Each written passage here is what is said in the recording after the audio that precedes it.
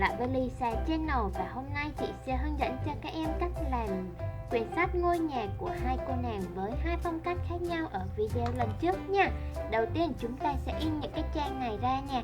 Nếu như các em không thể in được thì chúng ta có thể bấm dừng video lại và vẽ theo giống như của chị cũng được nha.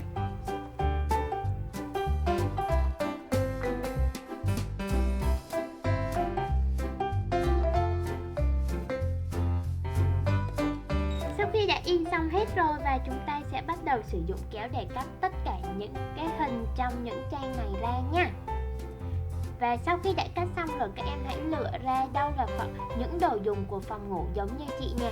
Sau đó chúng ta sẽ ráp vô, gắn vô rất là nhanh thôi. Và để gắn được thì chúng ta sẽ sử dụng băng keo trong và băng keo hai mặt nha. Các em hãy quan sát thật kỹ cách chị làm nhé.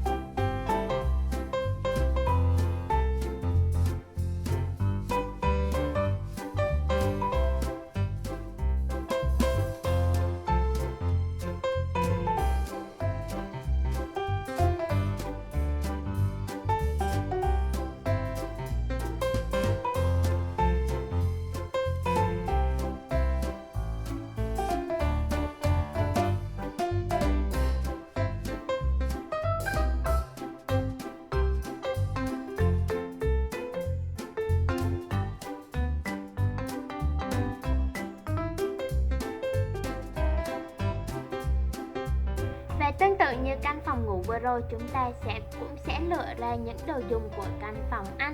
Sau đó thì chúng ta cũng sẽ sử dụng băng keo trong hoặc là băng keo hai mặt để dán vô trang sách của mình nha.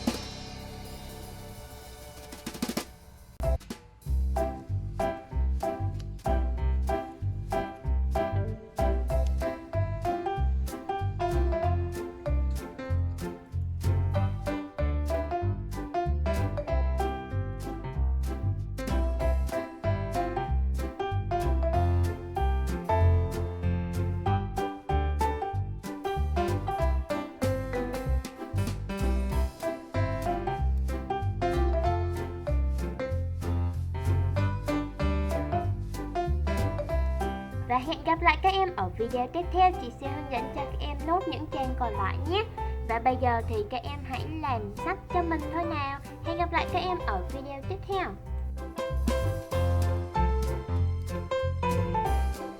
Nếu các bạn yêu thích kênh thì hãy nhanh tay đăng ký, like và share để ủng hộ kênh.